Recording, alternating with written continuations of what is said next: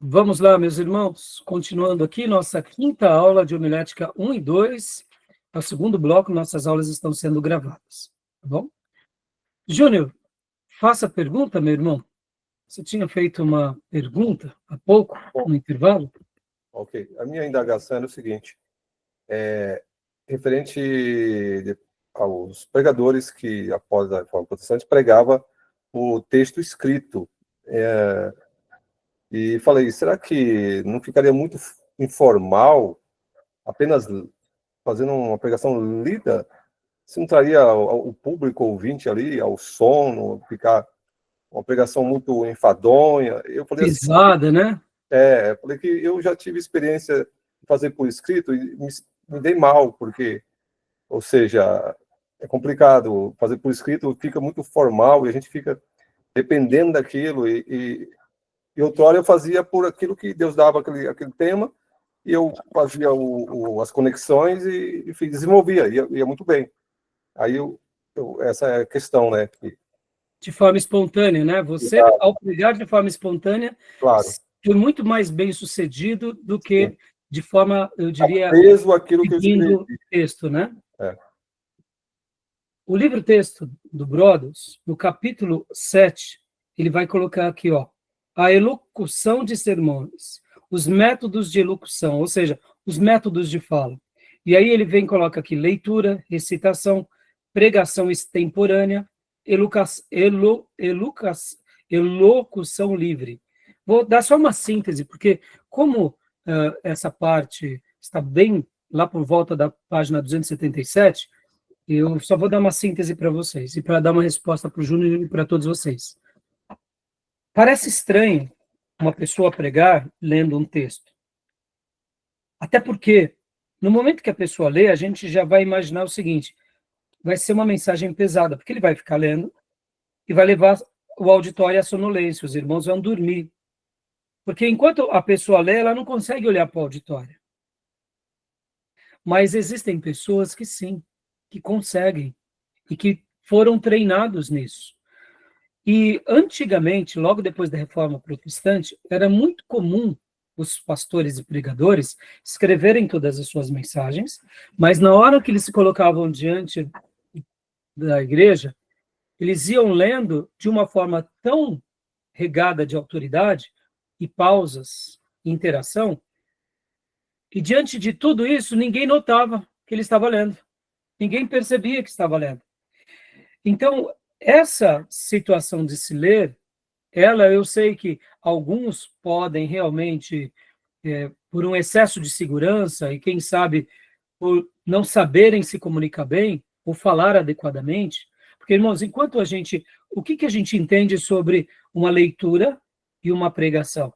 A pregação tem essa variação na fala, tem uma entonação mais dramática quando precisa de drama, mais emotiva quando precisa de emoção. O pregador, que vai sendo treinado na sua arte de pregar, ele vai pela experiência adquirindo essa interação com o auditório. Então, quando ele precisa falar com mais exortação, ele é mais enérgico. Quando ele precisa levar todo mundo a refletir, ele usa do quê? Ele usa de uma reflexão, ele usa de um bom senso, ele leva as pessoas a pensar. Então, quando ele está levando as pessoas a pensar, ele não fala com voz de trovão. Se ele está levando as pessoas a refletirem, ou se ele está tratando ainda de situações que são pecados e que ele quer levar o ouvinte, a igreja, a essa introspecção, ele tem que falar com uma certa doçura para que a pessoa não se ofenda e saiba também discernir. Perceba, a oratória, ela tem essas variações, ela tem, como alguém já disse, Júnior, chegaram para Whitefield, o grande pregador dos dias de Wesley, e falaram assim, eu posso escrever o seu sermão? E ele disse assim, tudo bem, você pode, mas eu não sei como você vai colocar na folha e no papel os raios, os trovões e os terremotos. Porque George Whitefield, irmãos, ele foi um grande pregador, que inclusive influenciou Spurgeon. Spurgeon, nas obras dele, cita demais Whitefield. Mas Whitefield, ele vem de uma família que era dramaturgista, o pai dele era dono de teatro. E Whitefield, ele tinha esse dom da encenação. Quando ele se converte, quando Deus levanta ele como pregador, o que ele fez? Ele procurou colocar toda essa excelência na comunicação, na pregação.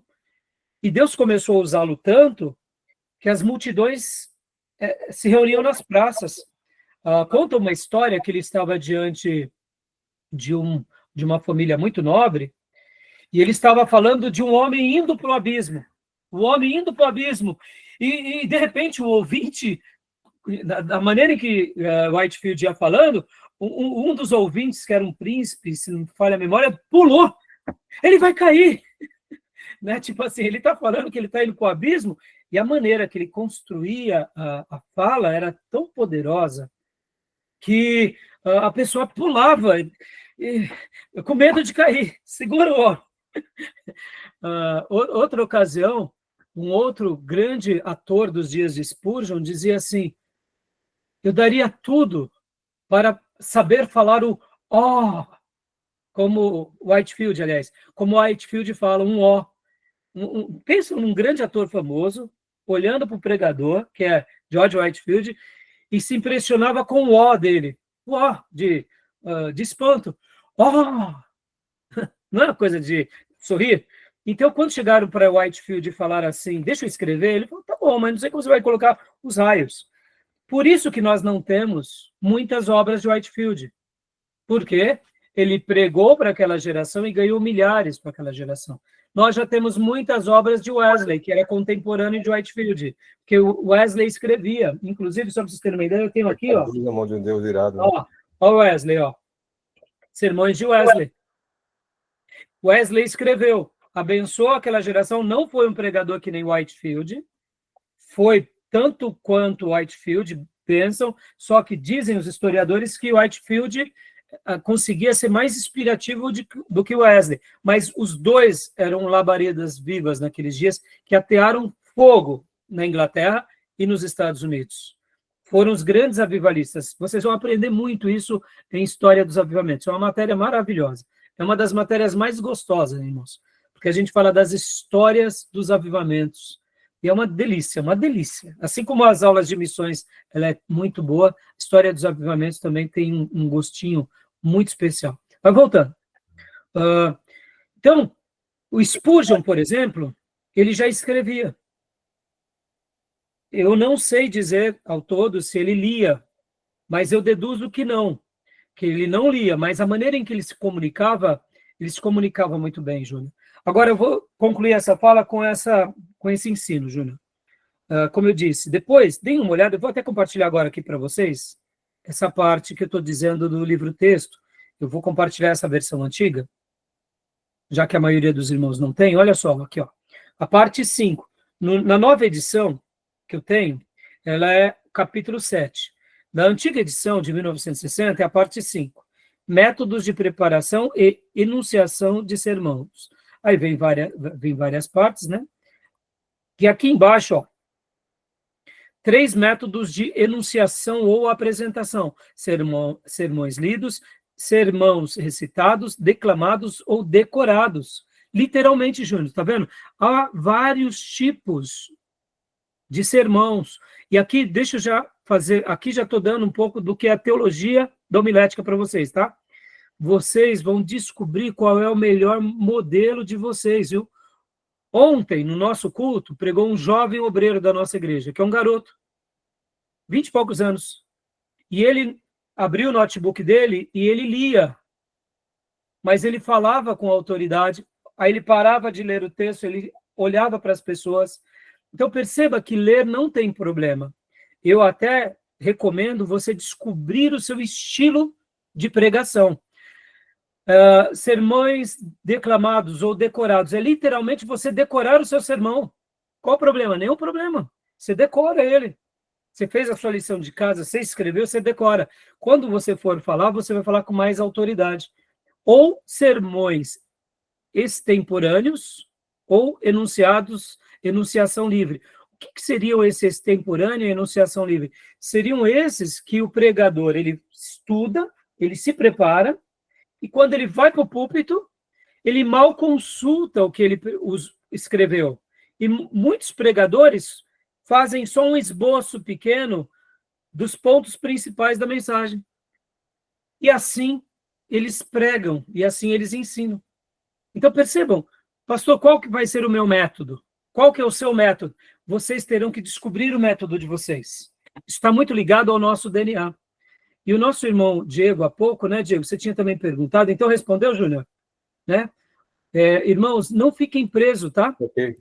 Não fiquem presos no sentido assim, ó, eu me sinto seguro de ler. Leia. Só que, lembrem disso, se você é uma pessoa que sabe escrever muito bem, quando for ler o sermão, tente falar colocando emoções e entonações corretas nas suas palavras, para que a sua mensagem não fique monotônica, porque o problema da leitura simples é ficarmos monotônicos.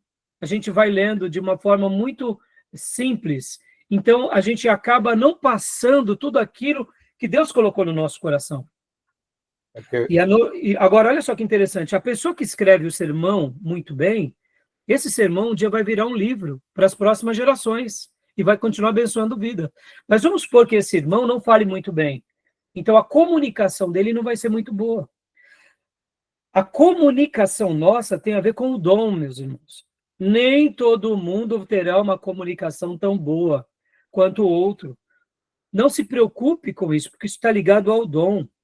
Billy Graham, Deus levantou ele para pregar às nações, para pregar nos campos, para pregar a milhares de vidas. Nem todas as pessoas foram levantadas assim. Outros são levantados por Deus para pregarem nos lares. Pastor, então quer dizer que o irmão que prega no lar é porque ora menos? Não, meus irmãos, tem nada a ver com oração. Muitas vezes os dois irmãos oram junto, trabalham juntos, jejuam junto, o nível de consagração dos dois são a mesma coisa. No entanto, o que está em jogo ali é o quê? É o dom. Pode ver que Moisés, quando ele é separado por Deus, ele mesmo diz, Senhor, eu sou gago, eu não falo bem. Ele sabia que ele tinha dificuldade na oratória. E Deus foi compreensivo, faz com que ele separe agora Arão. Ao mesmo tempo, se você recebeu o dom da comunicação, não se vanglorie, porque está ligado ao dom. Muitas vezes tem um obreiro na igreja que ele não se comunica muito bem, mas ele é uma bênção na igreja. É um obreiro de peso, é uma coluna na igreja. Só porque ele não fala bem, não significa que você que se comunica melhor é mais espiritual, não tem nada a ver. Muitas vezes, o irmão que é um obreiro que mal sabe falar, ele é mais consagrado do que o pregador. E o pregador, porque sabe se comunicar bem, sabe vender bem o seu peixe, as pessoas acham que ele é mais consagrado, e quando vai ver a vida dos dois, o pregador fica a desejar. Então, o que eu quero dizer com isso? Isso é libertador quando a gente sabe disso, porque a pregação tem a ver com esse chamado. Uns foram chamados para pregar em casas, outros em pequenas igrejas, outros em igrejas medianas, e outros foram chamados para pregarem a multidões e a nações. São chamados, são vocações. Esse tema eu vou desenvolver ele muito bem em teologia pastoral. O Júnior fez teologia pastoral. Então, quando a gente chegar lá, vocês vão entender melhor. Tá bom, meus irmãos? Beleza? Explicou, Júnior? E para eu concluir esse ponto, deixa eu falar uma coisa que vocês não vão imaginar. Vocês já ouviram falar no sermão que ateou fogo no avivamento nos Estados Unidos? Porque nos Estados Unidos ia Wesley e ia Whitefield pregar. Mas o sermão que Deus usou para despertar um grande e poderoso avivamento nos Estados Unidos começa com um homem de uma pequena igreja chamado Jonathan Edwards. Ia falar dele agora. Pecadores nas mãos de um Deus irado. Sabe como que ele fez esse sermão? Ele fez esse sermão que ele notou que a própria comunidade dele precisava de um despertar. Então ele escreve o sermão, ele ora, ele jejua durante um período longo. E quando ele pregou esse sermão, logo depois que ele pregou, as pessoas levantavam os pés dos bancos, porque sentiam o fogo do inferno e eles tinham medo. Aí talvez nós que temos uma origem avivada pentecostal, pensamos assim, ele deve ter pregado como uma voz de trovão, né, pastor? Ele pregou que nem o príncipe dos pregadores, Spurgeon, né? Sabe como que ele pregava, Jonathan Edwards? Ele lia o seu sermão. E ele literalmente nem levantava a cabeça para olhar para o seu público, ele lia. E esse sermão lido regado da unção do Espírito Santo, sacudiu aquela igreja, e daquela igreja, que era uma pequena igreja, viu, irmãos? Aí talvez você diga assim, mas John Edwards era pastor de uma grande igreja. Não, a comunidade de John Edwards era pequena. Mas por meio desse sermão, um fogo santo foi espalhando nas igrejas ao redor e houve um grande avivamento. E aí vem o George Whitefield, John Wesley, e aí os três fazem uma obra de avivamento maravilhosa nos Estados Unidos. Agora, olha, era um sermão escrito e ele leu. Lembra aquilo que eu falei para vocês, irmãos, da estrutura? Ele tinha estrutura, mas mais do que a estrutura, ele tinha essência. E ele faltava até a oratória, percebam, porque ele não era um bom orador. Mas é interessante aí que é o Espírito Santo, né? Porque tudo isso aí é a questão da artificialidade. Tudo isso que nós estamos falando. E ele tinha o Espírito Santo, né? Mas você vê que ele também, né, Júnior? Com o Espírito Santo o levou a escrever. A gente tem uma ideia, um pressuposto, que quem escreve está escrevendo na Sim, eu estou falando assim, sua... isso em tudo, estou falando. Em tudo. Sim, mas o que eu quero dizer é que muitas pessoas, quando alguém fala assim, eu escrevi meu sermão, a gente já julga que ele é um carnal, que ele usou só do intelecto. Não, a gente não pode, irmãos. Porque quem garante que aquela pessoa que está pregando de forma espontânea também não é um carnal, só porque se comunica bem?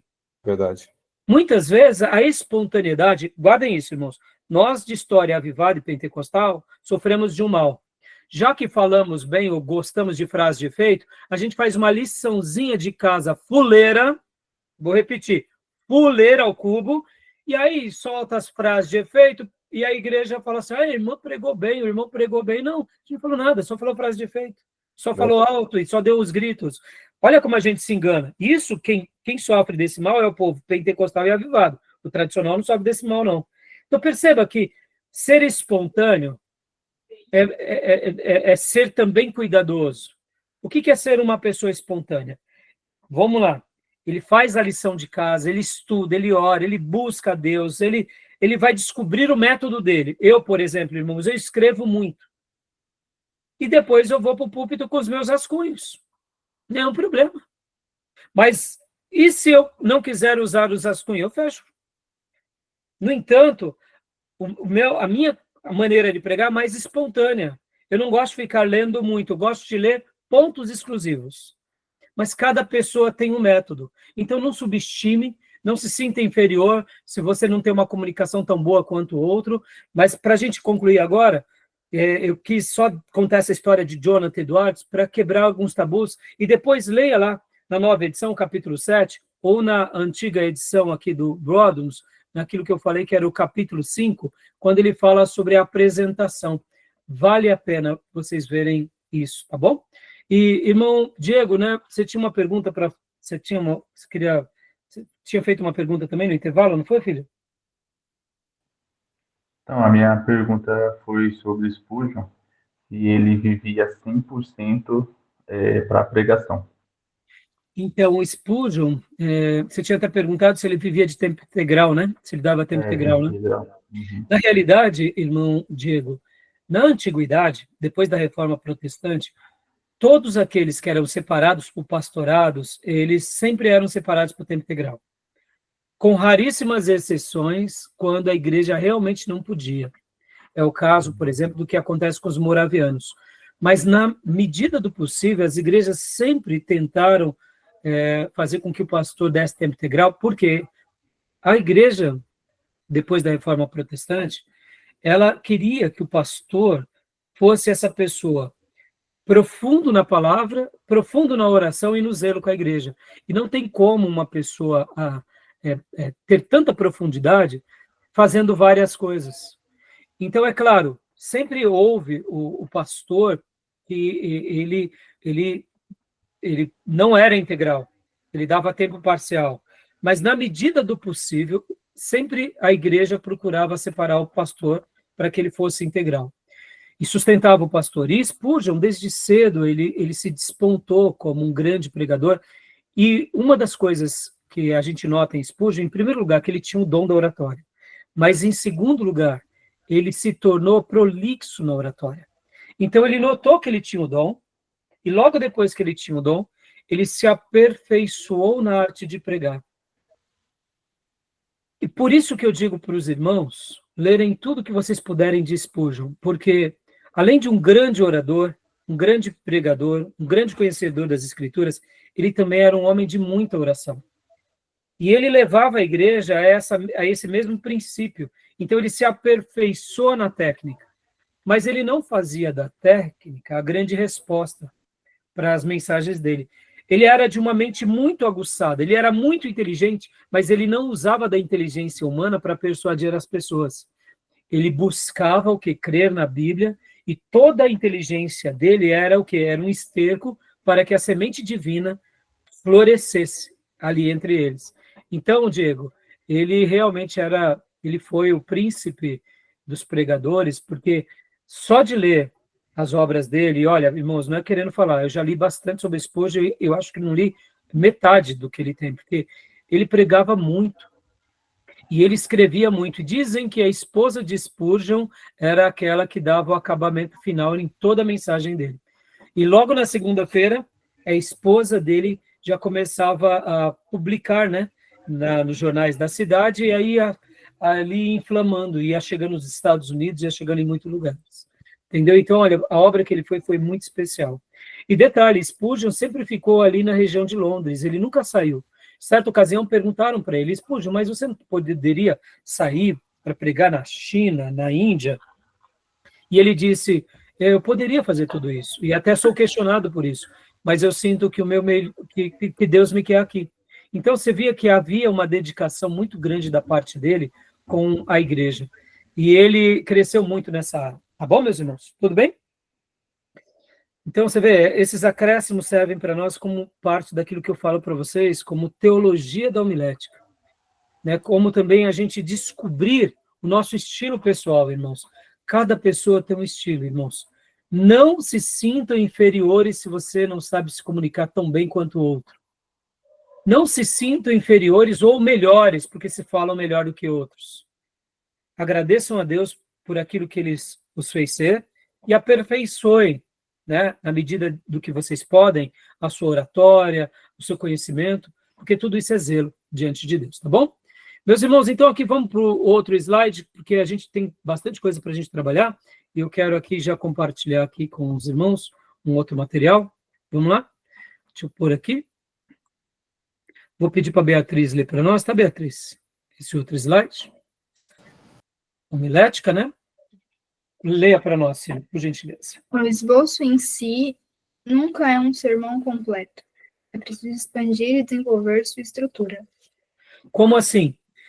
Não fique aqui, meus irmãos, se gabando apenas porque Deus te deu uma ideia, Deus te deu já os 3 pontos, e você também já tem até a conclusão. Já tem o sermão tudo. Trabalhe mais em cima disso, ore em cima disso. Receber um esboço de Deus, glória a Deus. Como eu já disse para vocês, Martin Lloyd-Jones, nesse livro, ele vai nos ensinar que o pregador que começa a ter as suas experiências na pregação, no começo ele vai recebendo de Deus as iluminações como um presente. Então ele ora, pede a Deus e de repente Deus dá o título para ele, aí ele vem e recebe até mesmo as divisões, se é 3, se é 4, se é 5, e até uma conclusão, quando não, vem até mesmo as ilustrações. E aí esse jovem pregador começa então a se sentir muito seguro, porque agora ele é jovem pregador e ele tem uma mensagem a cada semana. E de repente vai passando o tempo e ele já não vê que essas mensagens estão vindo a ele com tanta facilidade. Passa-se mais um tempo, parece que vai sendo, a inspiração vai sendo menor. E aí o próprio Martin Lloyd-Jones, ele conclui dizendo que esse é um processo normal que acontece com todos nós. E aí ele faz uma comparação à criança, ele diz que quando nós somos jovens pregadores, o Espírito Santo sabe disso, então ele facilita o trabalho. Quando nós nos tornamos já adolescentes pregadores, é como se o Espírito Santo dissesse, filhão, filhona, vamos estudar, vamos queimar a pestana, porque se você ficar aí dormindo, eu não vou encher a sua boca. E quando nós já nos tornamos pregadores experientes, é como se o Espírito Santo falasse para nós uma linguagem bem adulta, dizendo, você já conhece, sabe o caminho pelo qual eu falo contigo. No começo eu te peguei pelo colo, depois como adolescente eu te ajudei nos seus enroscos, mas agora está na hora de você trabalhar. E o Martin Lloyd Jones, irmãos, ele se tornou um pregador tão exímio que ele mesmo, ele não pregava uma mensagem sem antes ter construído outra. Por exemplo, se ele pregava a mensagem de domingo agora, e domingo que vem ele fosse pregar de novo, e já começava a trabalhar numa mensagem. Se ele tivesse 2 ou 3 mensagens para pregar na próxima semana, ele ia trabalhando em cima dessas mensagens. Ele nunca se contentava de ter pregado uma excelente mensagem e replicar ela fora. Mesmo que ele pregasse hoje, um domingo sobre salvação, e fosse convidado a pregar essa mesma mensagem sobre salvação em uma outra igreja 15 dias depois, ele nunca pregava essa mesma mensagem sem antes preparar uma outra mensagem. Porque ele falava assim, o meu Senhor, ele não merece um trabalho de segundo nível. Eu, como ministro dele, tenho que ser zeloso com o dom que ele me deu. Então, se eu preguei uma grande mensagem sobre salvação, e daqui a 15 dias eu vou pregar uma outra mensagem sobre salvação em outro lugar, eu tenho que fazer a minha lição de casa também aqui, porque quem sabe Deus mude a mensagem daquele domingo. Estão entendendo, meus irmãos? Ele se tornou esse pregador tão excelente porque ele era zeloso. Ele era zeloso com a pregação, tá? Então, cuidado com essa questão e não se vanglorie. E muitos obreiros, né, depois de uma certa época, eles começam a entrar em choque mesmo, porque no começo das suas experiências de pregação, eles vão pregando e o pastor chama, eles vão pregando, chega uma hora que o pastor chama e eles falam, não, pastor, não dá. Mas por quê, filho? Porque não está vindo mais. O que Deus está querendo dizer? Que agora você já conhece o caminho das pedras. Você que tem que ir à fonte. Você que tem que queimar a pestana. E isso é a mais pura verdade, meus irmãos. Por isso que um pastor que cuida de uma igreja, ele não pode deixar de orar, ele não pode deixar de estudar, ele não pode deixar de ter os seus momentos devocionais. Aliás, eu diria que dos momentos de devocionais do pastor que nascem 90% das mensagens. Por quê? Porque Deus contempla esse coração que deseja a Deus. E aí Deus presenteia com as mensagens. Tá bom? Tudo bem até aí? Tá bom, Diego? Alguma pergunta, meus irmãos? Vamos, então, prosseguir aqui? Continua para nós, Beatriz, por gentileza. Exposição agora. Agora vamos entrar para o assunto sobre como expor, tá, irmãos? Pensem agora não no sermão expositivo, tá? Mas na exposição. Como nós nos apresentaremos diante dos outros. É a interpretação, explanação e argumentação do texto. Quer ver uma coisa linda, amados? Vocês já ouviram, por exemplo, a leitura da Bíblia do Cid Moreira? O que vocês acham? Com toda honestidade. Bacana, bacana. Não é lindo de ouvir? É lindo, é lindo. O timbre dele é lindo, É, a entonação dele é linda. A leitura dele, a gente não dorme, Júnior. Concorda? não dorme. Ele Não dorme. Ó, tem então vamos lá. drama, tem tudo. Vamos imaginar que o Cid Moreira, ele escreveu o sermão dele. Vai ser um sermão sonolento? Não vai. Com aquela voz, que nem meu filho fala, pai, esse timbre aí é um timbre, entenderam? O Karl Lacher, ele diz o seguinte, no Prega a Palavra, irmãos, tente fazer, e ele dizia isso enquanto ele ensinava lá em Perdizes, faça uma leitura da Bíblia correta. Só de você ler a Bíblia corretamente, você já faz um grande serviço na mensagem. Por isso que quando vamos pregar, é importante a gente se familiarizar com o texto. Eu sei que ler diante do público, ler ali, não é uma coisa fácil, mas compete a nós nos esforçarmos para ler a Bíblia corretamente.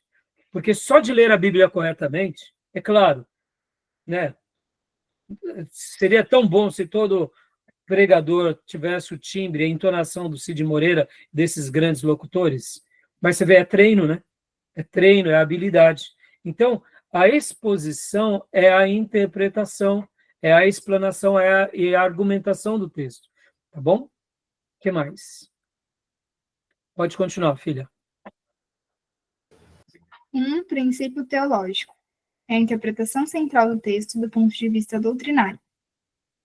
Ou seja, enquanto você está expondo, não se esqueça desse ponto tão importante. Você está expondo ali, e aí você tem que dar prioridade para o ensino bíblico. Não é para a sua vida, não é para o cachorrinho, não é para as suas experiências, é para a palavra de Deus. Irmãos, cuidado. Cuidado quando você for falar de uma experiência pessoal, cuidado quando você for falar de um testemunho de alguém. O principal do culto é a palavra de Deus. O testemunho, ele é muito bom, ele vem como uma ilustração, mas vamos deixar as coisas no seu devido lugar. O que importa para nós é ouvirmos o alimento de Deus.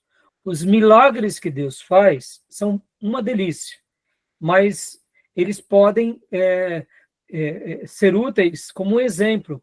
Mas quantas são as pessoas que ficam pregando uma experiência pessoal? O testemunho do irmão, tá bom? Isso não deveria ser assim, tá bom? Não sigam esse caminho. 2, dentro da exposição, partimos do princípio teológico, e depois, o segundo, por gentileza, filha, dê para nós. Princípio gramatical.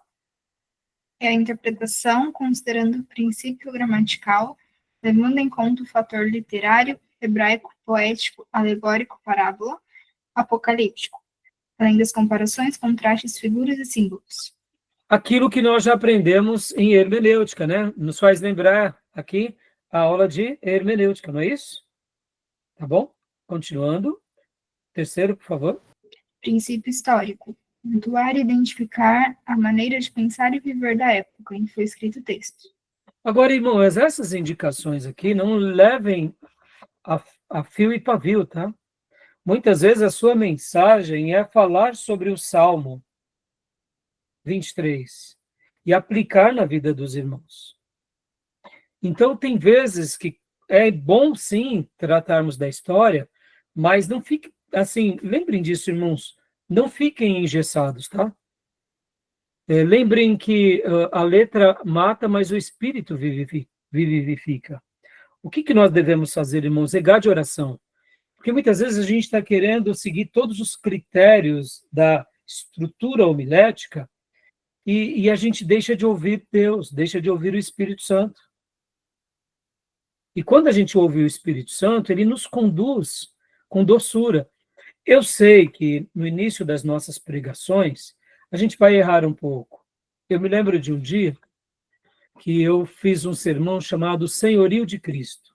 Irmão, sem brincadeira, um sermão, eu pensei comigo, vai ser tremendo.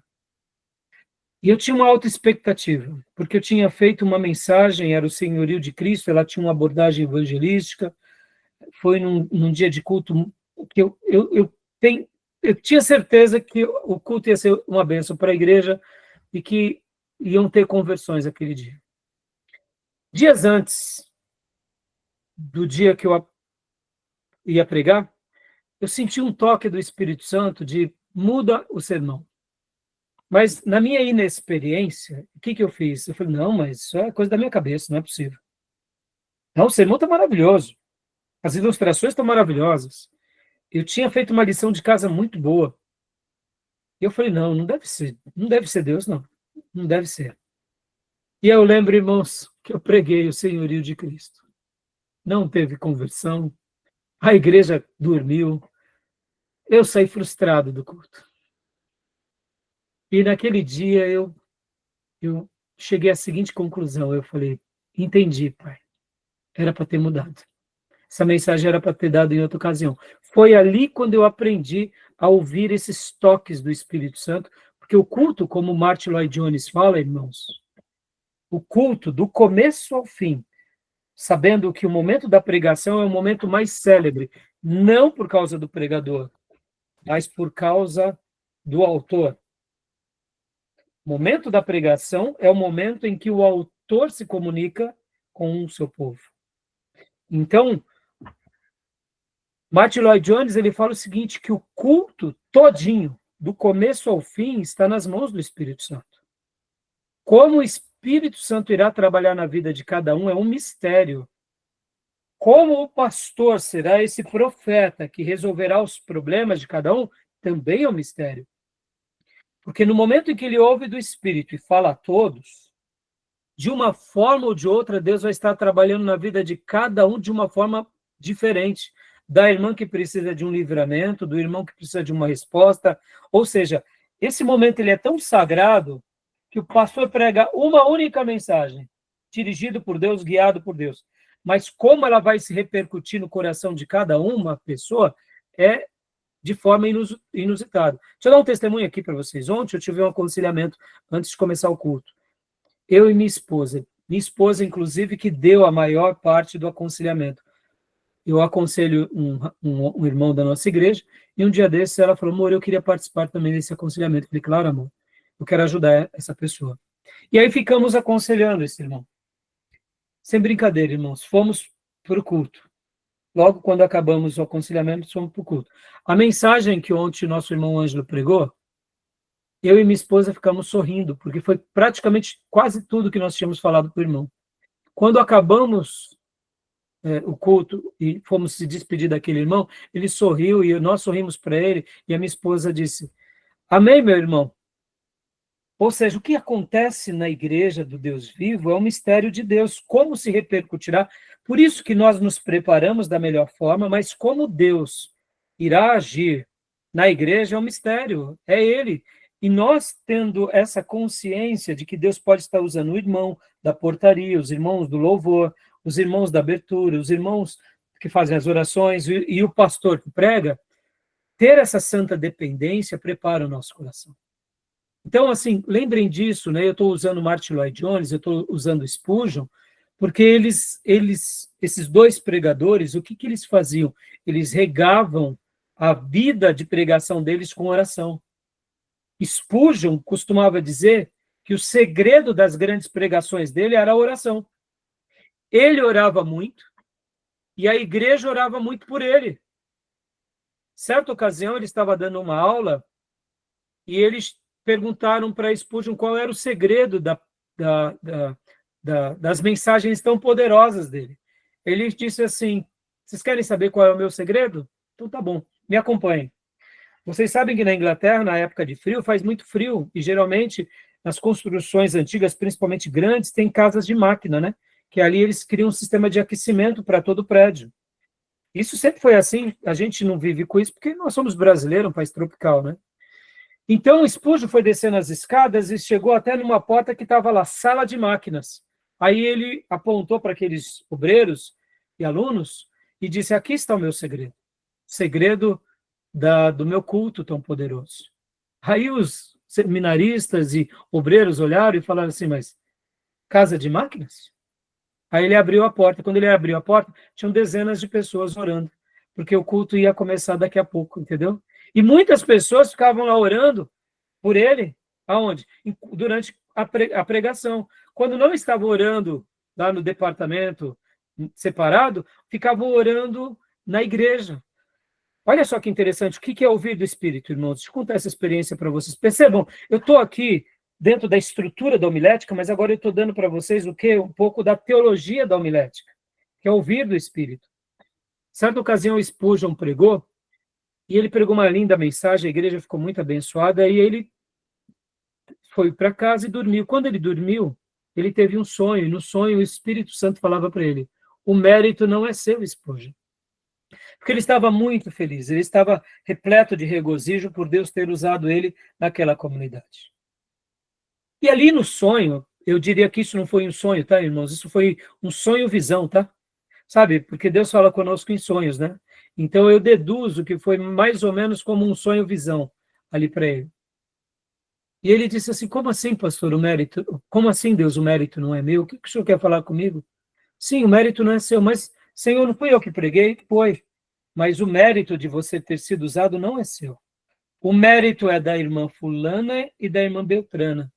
E ali em sonho, Deus mostrou para ele que enquanto ele pregava, duas anciãs, ou duas mulheres, eu lembro que eram duas mulheres, não paravam de orar por ele.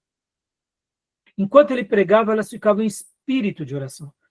Essa lição marcou tanto a vida dele, que a igreja de Spurgeon era uma igreja de muita oração, ele era de muita oração. Estão entendendo, meus irmãos? Aí, quando você vai para as estruturas, quando você vai para a oratória, você já tem um dom, você se entrega nas mãos de Deus. Aí pronto. O que acontece? Deus usa. Tá bom? Então, estou deixando aqui isso um pouco para vocês, para mostrar que tentem sempre unir tudo isso que a gente está falando, que tudo isso é muito bom, mas jamais se esqueçam do essencial, que é depender do Espírito Santo e principalmente da palavra de Deus pelo poder do Espírito Santo. Porque o Espírito Santo, desculpe, vai nos guiar à palavra de Deus. A palavra de Deus vai nos conduzir ao Espírito Santo e jamais o contrário, tá bom? Tudo bem? Então, princípios históricos, 4 pontos. Vamos ler rapidinho, irmãos, tem bastante coisa aqui. O quarto, leia para nós, Beatriz, por gentileza. Princípio prático é a aplicação do texto para servir de base para a contemporaneidade. Aqui seria fazer a ponte até os nossos dias, tá, meus irmãos? E aqui vamos para a aplicação. A aplicação parece bobeira, mas a aplicação ela é muito importante, irmãos. É a hora que você pega todo o texto bíblico e traz do contexto bíblico e da exposição bíblica para a nossa vida agora, moderna, trazemos para o hoje, tá bom? Leia para nós, Beatriz. É o meio ao qual o pregador usa para a persuasão dos ouvintes reagirem à mensagem revelada. É normal que o pastor ou pregador experiente, como Billy Graham, em cada argumento dele, ele já vai aplicando. Ele já vai falando. Pode ver que nas igrejas, nas 7 cartas do Apocalipse, ele foi aplicando em cada uma delas. E depois, por último, ele faz o grande desfecho. Maravilhoso. Mas é a experiência dele. Então, vocês vão aprendendo com a experiência, tá bom? E aqui dentro da aplicação, eu separei um texto de Eugene Peterson. Mas vamos continuar lendo. Leia para nós, Beatriz, por gentileza. Quando usá-la, depois de cada divisão, conceito ou subdivisão. Ou seja, ele já está dando as diretrizes. Você pode fazer isso, né? Aplicação. Continua lendo, por favor, filha. Princípios para aplicação. 1. Relaciona o sermão aos problemas e necessidades. 2. Use os próprios personagens bíblicos tratados no texto. 3. Mostre como a palavra pode ser aplicada para a sua vida. 4. Tire do texto princípios aplicáveis em todas as épocas. E 5. Não elimine o caráter profético. O que ele quer dizer aqui, o caráter profético, irmãos? É aquela ideia de que Deus falou no passado, Deus está falando conosco hoje por meio dessa mensagem. Ah, pastor, mas ali eu não estou sendo muito ousado? Sim, seja muito ousado. Você não está segurando nas mãos um ídolo de barro, de ferro, de ouro ou prata, nem diamantes. Você está segurando a palavra eterna de Deus. Estão entendendo, meus irmãos? Com todo respeito aos católicos, nós não concordamos com muitas coisas dos católicos, mas eles não têm vergonha, quando eles acreditam em Maria, de defender Maria, mesmo que não esteja na Bíblia, eles não têm vergonha. Por que a gente vai ter vergonha de falar de uma coisa tão maravilhosa como é a palavra de Deus e essa profecia sagrada para nós hoje? Não, seja a boca de Deus, entendeu? Agora, não precisa ir para jargões, assim diz o Senhor, eis que te digo, sabe? Use a Bíblia com toda a franqueza que ela nos deixa. Irmãos, a palavra de Deus é a boca de Deus. Deus está falando conosco. Use termos bem claros, bem lúcidos, mas não elimine esse caráter profético, tá bom? Tudo bem até aí sobre a aplicação? Alguma pergunta, alguma dúvida? Vamos lá. Então, já antes de ir para a ilustração, deixa eu só agora aqui fazer um adendo aqui com vocês sobre o material que eu separei do Eugene Peterson aqui com vocês. Pastor Eugene Peterson, aqui no livro, depois leiam Eugene Peterson, irmãos. Quem é o Eugene Peterson? Eugene Peterson, vocês vão conhecer bastante sobre ele em uma das matérias que eu mais gosto de dar, que é Teologia Pastoral. Ele é conhecido como o pastor dos pastores. Ele é um pastor, se não me falha a memória, presbiteriano, mas ele é um pastor de uma igreja que não é muito grande, até porque, segundo ele, ter uma igreja muito grande você não consegue apacentar muito bem. Olha só a mentalidade dele. Se você tem uma igreja de centenas de milhares, você não consegue pastorear muito bem essas centenas de milhares. Logo, na concepção dele, pastorear algumas centenas, joia. Além disso, quando chega nos milhares, já não dá. E olha, irmãos, eu diria que A ideia dele é muito boa, é claro, é questionável, sim, mas quando você tem um time muito bom que caminha com você, aí sim você pode, sabe, compartilhar tudo isso. E eu acredito que é possível, sim, um pastor como o Eugene Peterson ser um pastor que tenha vários outros pastores ao lado dele e essa igreja se tornar uma igreja de milhares de milhares. No entanto, Deus, é aquilo que eu falei, irmãos, Deus derrama dons específicos para cada um. Mesmo a igreja dele não sendo uma grande igreja, como muitas igrejas americanas, ele é conhecido como o pastor dos pastores. E por que eu estou usando ele aqui como exemplo? Nesse livro, Pastor Contemplativo, no capítulo de número 3, ele chama que o pastor ele tem que ser subversivo. E por que eu quero usar aqui a ilustração agora do pastor subversivo dentro da aplicação de uma mensagem? Olha só o que Eugene Peterson comenta no capítulo 3 aqui. Ele fala assim que o pastor ele tem que ser subversivo. Como assim? Logo depois de ter pregado uma excelente mensagem, chegou para ele um executivo da igreja e falou: pastor, o senhor pregou uma excelente mensagem, uma maravilhosa mensagem, mas agora, amanhã a gente volta para a vida real, né? Ou seja, o que aquele irmão executivo estava dizendo? Ele estava dizendo o seguinte: tudo bem, pastor, tudo que o senhor falou aqui vai ficar aqui dentro da igreja. Porque amanhã, no mercado de trabalho, eu vou ter que dar outras prioridades que não são essas. Perceba, irmãos, você acabou de dar uma mensagem maravilhosa, o irmão está te elogiando, mas o irmão faz essa separação entre a mensagem na igreja e o dia a dia dele fora da igreja. Qual é a nossa atitude direta e imediata? A nossa atitude direta e imediata é ir para o próximo passo. Irmão, você tem que se converter. Você não está entendendo o que eu acabei de pregar? Não é assim? E aí ele diz assim: eu ajo de forma subversiva. Como assim? Eu tento fazer com que esse irmão entenda que os valores do reino são melhores do que os valores monetários que segunda-feira ele vai correr atrás. Ou seja, eu vou, ao longo da minha vida e das minhas mensagens, levar ele a essa conclusão, porque ele está entendendo as propostas, mas não está descendo para o coração dele. O que falta nesse irmão? Descer essa mensagem para o coração, colocar em prática. E aí ele usa que o pastor, e aqui eu quero ilustrar como pregador, ele tem que ser subversivo nesse sentido, irmãos. Muitas vezes, qual é a grande demanda? O pastor ele tem que saber que muitas pessoas demorarão para entender certas lições. E o pastor, diferente do evangelista, o evangelista vai numa praça, prega, vai numa casa, prega, vai no hospital, prega, e possivelmente o evangelista não vai ver as mesmas pessoas nos próximos meses. Mas o pastor vê as mesmas pessoas 2 vezes por semana o ano todo. Quando não 3 vezes por semana. Não é assim? Você que é seminarista me vê umas 4 vezes por semana. 5, não é? Tem irmãos aqui que estão comigo no culto de quarta, no culto de domingo, no estudo bíblico, terça-feira e quinta-feira. E se a gente fizer ainda uma reunião extra, ou seja, vocês me veem 6 vezes por semana. Então perceba que eu, como pastor de vocês, tenho que dar o direito de dúvida que, no processo de crescimento da fé de vocês, e vamos agora imaginar a igreja, como colocar o irmão, nem todo mundo acompanha as coisas. E aí ele diz que ele age de forma subversiva. E o que seria ser subversivo? Seria tentar levar todos à compreensão da Bíblia de uma forma doce, inteligente, persuasiva, levando-os muitas vezes ao constrangimento, sim, mas não matando-os no constrangimento, mas levando eles a caírem em si. Quer ver um exemplo, irmãos? Principalmente para o americano, o brasileiro também hoje.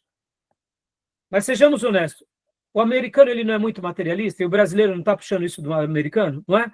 A teologia da prosperidade nasce aonde, irmãos? Estados Unidos. Há uma frase muito bonita que é assim: a boa teologia nasce na Inglaterra. Não, a boa teologia nasce na Alemanha, amadurece na Inglaterra, é adulterada na América e é consumida no Brasil. Tem tudo a ver, né? A reforma protestante nasce na Alemanha. Os ingleses são aqueles que aperfeiçoam o que os reformadores fizeram. Os americanos conseguiram estragar muitas coisas. E nós conseguimos piorar. É onde nasce os neopentecostais. É verdade. É verdade, irmãos. Mas vamos lá. Os americanos, eles são muito materialistas? São. Como que você vai chegar para o americano e fazer com que ele seja liberto desse materialismo? Você vai chegar para o americano e vai falar, ó, não compre um carro. Você vai comprar o mesmo... E aí onde entra as histórias dele. Ele vai comprar o mesmo carro que todo mundo compra. Mas ele vai demonstrar um desapego pelo carro como poucos têm. Mostrando, olha, isso é só um carro. Você é uma pessoa. Estão entendendo o que eu quero dizer? Subversivo. Você está numa cultura materialista, numa cultura midiática, vai usar desses meios, mas não vai fazer desses meios ídolos. Parece bobeira ou não? Percebam? É uma aplicação de toda a mensagem de forma prática, para que a gente convença essas pessoas de que vale a pena seguir o cristianismo bíblico. Ir para o confronto direto, meus irmãos, muitas vezes a gente acaba sendo lido como intransigente. E percebam, eu não estou falando que a gente vai fugir do confronto, não é isso. Mas olha, deixa eu dar até um testemunho agora. Vocês viram o que o Paulo Júnior está passando, nosso querido pastor, que eu gosto de chamar de profeta contemporâneo, né? É o nosso João Batista. Ele entrou naquele estágio de exaustão, de burnout. E segundo o próprio pastor Marcos Granconato, que fez até um pronunciamento defendendo ele, disse que o Paulo Júnior há 20 anos não descansava. Percebe, irmãos? Ele tem uma mensagem de correção, mas ao mesmo tempo faltou um certo equilíbrio dele próprio. E aí ele se perdeu em algumas áreas. Graças a Deus, não foram coisas morais, como o próprio Marcos Granconato afirma, que não vê ele desqualificado, eu também não vejo. Meus irmãos, tem tanto pastores fazendo tanta atrocidade aí, mas eles se escondem em cima do seu sucesso, estão entendendo? E o que eu quero dizer com isso? Eu quero até ilustrar aqui com o Paulo Júnior agora. Muitas vezes, não estou dizendo que o Paulo Júnior está errado, tá, meus irmãos? Eu considero o Paulo Júnior um profeta, que nem João Batista. É um profeta das cidades, entendeu? Então, eu vou sentir falta dele durante esse período. E que Deus o restaure em breve. E que ele aprenda a arte de se cuidar. Lembra da nossa matéria, Júnior? Psicologia pastoral? Lembra? Lembro. Lembra quando eu falo que eu procuro folgar uma vez por semana, que eu tiro férias? Sim. Irmãos, eu já fui muito criticado por causa disso. Eu me lembro que a primeira vez que eu tirei férias, uma ovelhinha da minha igreja, que hoje é uma obreira muito querida, não vou falar o nome dela, porque senão vocês não vão ficar tristes com ela, mas ela chegou para mim no dia que eu falei, irmão, eu estou saindo de férias, né? Então, a irmã já sabe, eu avisei na igreja, né? Ela olhou para mim na porta da casa dela e falou assim, pastor, tá bom, o senhor vai tirar férias, mas eu queria lembrar o senhor que Jesus não tirou férias, tá? Meus irmãos, era pastor recém-ordenado, meus irmãos. Eu não sabia o que falar para a filha ali. Eu falei, meu pai do céu, é uma irmã piedosa da igreja, eu só tenho 10 ovelhas, uma ainda fala isso para mim, e ela era uma pessoa influente na família. Eu fiquei assim, eu falei, irmã, mas tá, irmã, eu vou sair de férias. Eu fiquei triste, irmão, podia ter pegado minhas coisas e ido embora. Não é? Mas ela falou isso para mim. Então, muitos pastores se sentem pressionados, não tiram por causa disso. E é verdade, Jesus teve férias na Bíblia? A gente não vê, mas a gente vê que Jesus dormiu num barco, quando era uma grande tempestade. Então, eu particularmente, irmãos, entendo que se Deus deixou o dia de descanso, ele é um dia para a gente colocá-lo como uma prática, para a gente dar um reset, para a gente se reorganizar para a próxima semana. Pode ver que quando a gente não para, porque a gente é obediente, a gente para na marra. Não é assim? Nossa saúde, não é assim? Então, meus irmãos, por que eu estou falando tudo isso, né? Eu estava falando tudo isso, eu peguei um atalho aqui, nem sei porque eu estava falando, falei do Paulo Júnior, vou voltar aqui. Estava falando... da aplicação do Eugene Peterson. Isso. Eugene Peterson, o que ele aprendeu na sua experiência pastoral? Qual é a melhor maneira de persuadir as pessoas? Eu prego, eu ensino, e depois eu demonstro com a minha vida. Eu não vou dizer para as pessoas não terem um carro novo, porque faz parte da cultura delas. Mas eu vou ensinar para elas que o carro novo é só um penduricalho dessa vida. Que o que a aguarda na vida eterna é muito melhor do que o carro novo. E eu vou ter paciência com essa mentalidade capitalista, porque faz parte do nosso meio. Mas como pregador deles, eu tenho que, por obrigação, ser alguém subversivo, e aí ele usa o termo subversivo como alguém estrategicamente e de propósito, que tenta, ao longo da caminhada, convencer essa ovelha. Por quê? Já que essa ovelha é quem o abençoa, sustentando e querendo tê-lo como pastor, ele tem que ter uma estratégia, como pastor, de cuidar dessa ovelha e de ajudar esse irmão capitalista a se tornar agora um cristão desaprendido e que viva a mordomia bíblica, seja ele um americano comum ou, quem sabe, um mega multimilionário da sua igreja. Eu achei isso fantástico. Porque isso demonstra também o que, irmãos? Amor do pastor às suas ovelhas. Como eu disse, o missionário prega no hospital, prega numa escola, prega no vilarejo, e talvez nunca mais apareça. Mas o pastor prega para a mesma pessoa 2 vezes por semana, durante 50 e poucas semanas no ano. Ou seja, ele precisa amar, ele precisa ter ferramentas. E ser subversivo é uma forma de aplicar os seus sermões, mostrando, olha, irmãos, eu tenho um iPhone que nem o de vocês, mas ele quebrou, e eu não chorei, porque é um iPhone. Vou lá e compro outro. Está entendendo? Mostrando que eu faço parte dessa vida, mas olhem para mim como eu vivo. Entendeu? Fantástico, né? Então fica aqui uma dica, tá? Da aplicação. Tudo bem? Então seria um contraponto, né? Essa subversão seria um contraponto, né? Porque subverter é ir contrário à ordem estabelecida, né? Exato, é um contraponto, só que de propósito, Júnior. É um contraponto com inteligência, é um contraponto com amor, pensando o seguinte, eu preciso ajudar esse irmão. Porque, irmão, sejamos honestos, o capitalismo, eu penso assim, ele é bom, mas ele vira um capitalismo quando ele se torna algo exacerbado na nossa vida. É daí que nasce a teologia da prosperidade. Ele vira um ídolo invisível. Hã?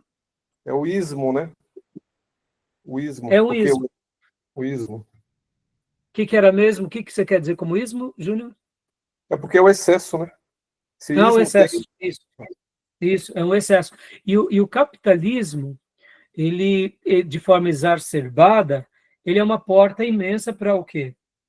Para a teologia da prosperidade. E o que é a teologia da prosperidade, senão uma prosperidade que virou ídolo, e um ídolo invisível. Estão entendendo?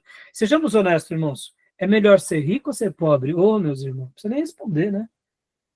Ser crente já é maravilhoso, ser um crente rico é muito mais maravilhoso, é óbvio. Oxi, você não vai ter privação de nada. Agora, o nosso coração não pode estar nisso. Esse é o ponto. E o capitalismo exacerbado, ele faz com que a gente se torne o quê? Discípulos da teologia da prosperidade, que cultue esse ídolo e que está preso a esse ídolo. Isso é uma praga, né? Tá bom, meus irmãos? Então, fica aqui, né, essa ideia de Eugene Peterson, depois leiam esses livros e outros dele, porque realmente é muito bom, tá bom? Vamos parar para a gente ir para o último bloco? Alguma pergunta? Já deu a hora. Né? Já deu a hora? Vamos lá? Alguma pergunta, não? Então, vou parar aqui, tá bom, meus irmãos?